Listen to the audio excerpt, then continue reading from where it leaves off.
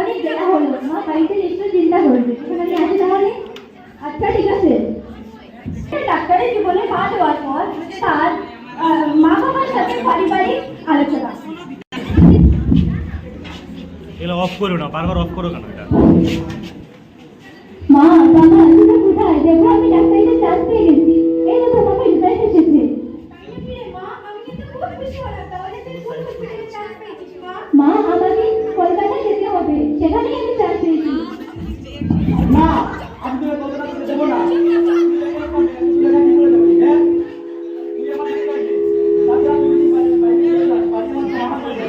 এটা তুমি কি বলছো বাবা? তোমার কি স্বপ্ন ছিল যে আমি একজন বড় ডাক্তার হব? আজ যখন আমার সেই স্বপ্ন বাস্তবে পূর্ণ হতে চলেছে, তুমি না বলছো।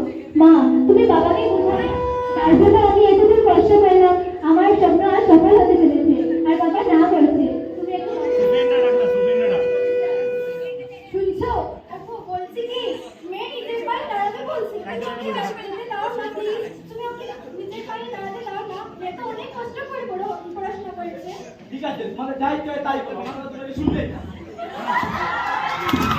আমরা দেখবো মৌমিতার নিজ রোগীদের প্রতি সহানুশীলতা, কর্তব্য পালনের দায়িত্বশীলতা একজন সুপ্রসিদ্ধ সমাজসেবক হিসাবে তার কতটুকু সে কতটুকু প্রসিদ্ধ সেটা আমরা দেখবো। মাথা মুখে পড়তে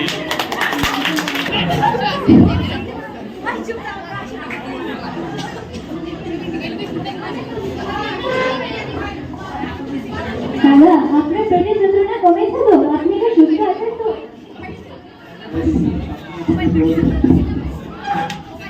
আমার পেটের ঠিক আছে দাদা, আপনি নিজের খেয়াল রাখবেন এবং ওষুধগুলো ঠিক মতো খেয়ে নেবেন। দাদু আপনার এখন ওষুধ খাওয়ার সময় এসেছে, আপনি ছোটি ওষুধটা খেয়ে নিন।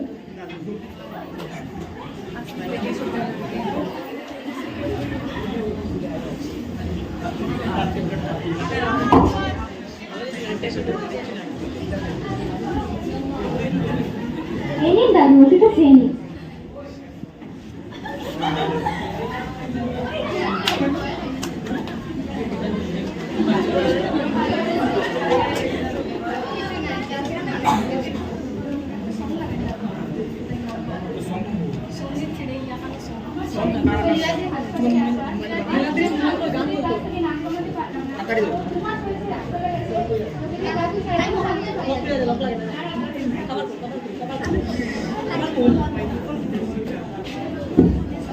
ঠিক আছে, তাহলে এবার আপনারা বাড়ি যেতে পারেন। আপনাকে ডাক্তার দেখা যায় না, সুফিয়ানকে খুঁজে আনো না, মাইক্রোফোনের সাউন্ড হবে।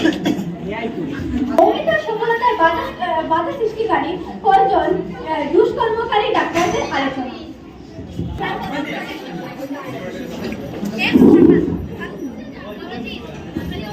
আমার ভালো লাগছে না না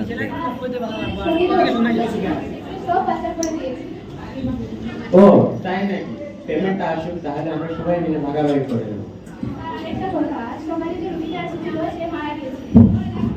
আস্তে আস্তে জানতে বেজা এ কোথায় শুনতে না পারে। আমরা ওই লোকের বাড়ির লোকদের কাছ থেকে ভারী টাকা রাখি।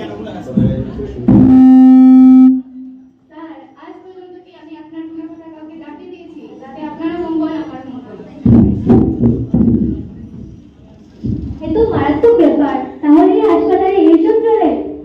আচ্ছা, যে 10 টাকার ব্লাড ছিল সেগুলো তুমি কি করেছো?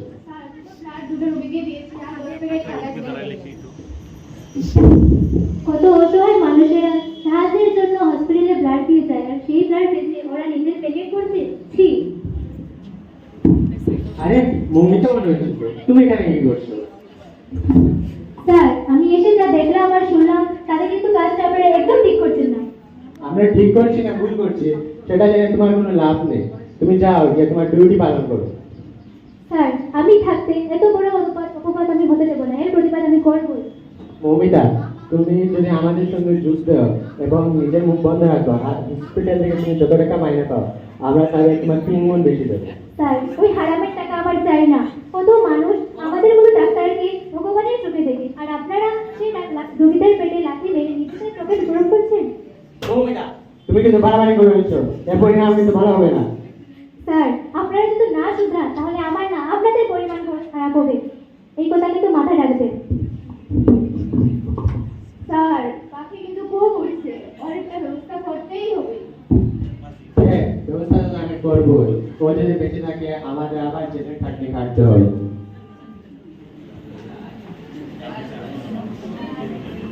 হ্যালো, আমার কাছে তোমাদের জন্য একটা কাজ আছে।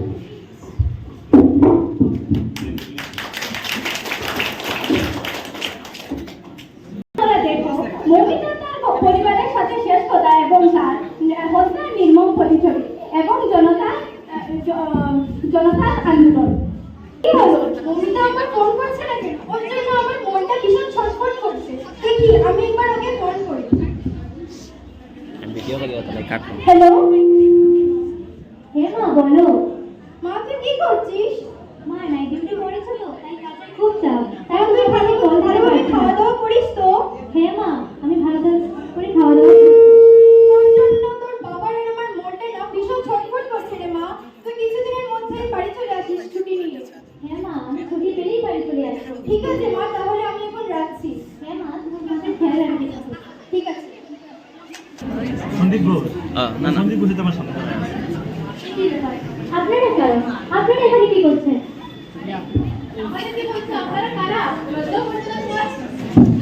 ডক্টর ননু, আপনি এখানে কি করছেন?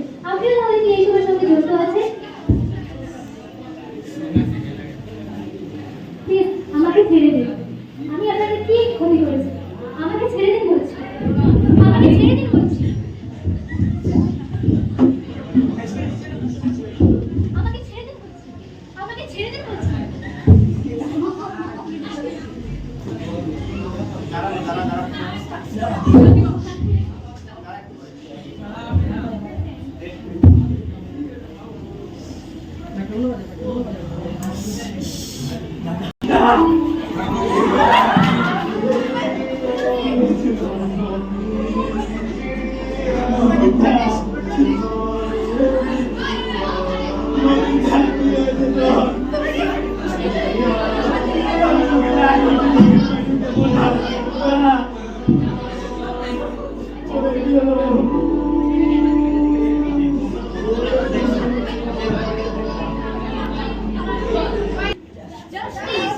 Justice for stop violence against women. No safety.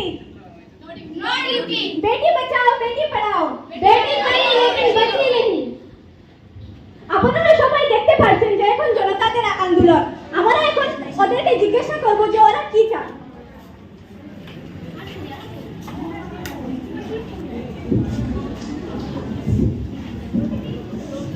আমার নাম চায়না বেগম রুইয়া। আমি জনতার হয়ে কয়েকটি কথা বলতে চাই। 2001 কনস্টিটিউশনে ওমেন এম্পাওয়ারমেন্ট স্টার্ট হয়েছে, যা এখনো পর্যন্ত কনস্টিটিউশনের পাতায় ছবি হিসেবে রয়ে গেছে, যা আমাদের সমাজে আজ পর্যন্ত দেখা সম্ভব হয়নি। মমিতার কেসে আমাদের সজাগতার দিকে এগোতে সাহায্য করেছে, কিন্তু এই মমিতা ছাড়া দেশে প্রায় 31,677টি ধর্ষণের অভিযোগ থানায় নথিভুক্ত করা হয়েছে। এটি 2021 সালের তথ্য, কিন্তু বর্তমান তথ্য অনুযায়ী 2024 সালে ধর্ষণ অভিযোগের সংখ্যা 10% বেড়ে গেছে। দেশ উন্নতির দিকে এগোচ্ছে, কিন্তু দেশের দুষ্কর্মকারীদের সংখ্যাও তার সঙ্গে মিলিয়ে দেখতে পাই। মমিতার কেসে আমরা সবাই প্রটেস্ট করছি, কিন্তু মমিতার জায়গায় সমাজের অন্যান্য নারীরাও আছেন যারা সমাজের সঙ্গে লড়ে উঠতে পারে না এবং নিজেদের পরিবারের সঙ্গেও লড়ে উঠতে পারে না, তাই নিজের মনের কষ্ট নিজের মনের মধ্যেই রেখে থাকে। ডক্টর প্রাণ রক্ষক, অথচ সে নিজের প্রাণ বাঁচাতে সক্ষম হয়নি সমাজের দুষ্কর্মকারী কিছু লোকের জন্য। আমাদের সমাজ এমন একটি সমাজ যেখানে সাধারণ পরিবারের মেয়ে কোনো কাজে রাতে ঘর থেকে বের হলে তার চরিত্রের দিকে আঙ্গুল তোলা হয়, কিন্তু মমিতার কেসে এমন হয়নি। তার জন্য আমি খুবই গর্বিত। তাই আমি আশা করব এই ঘটনা ঘটার পর সমাজে মানবিকতা দেখা যাবে এবং সমাজ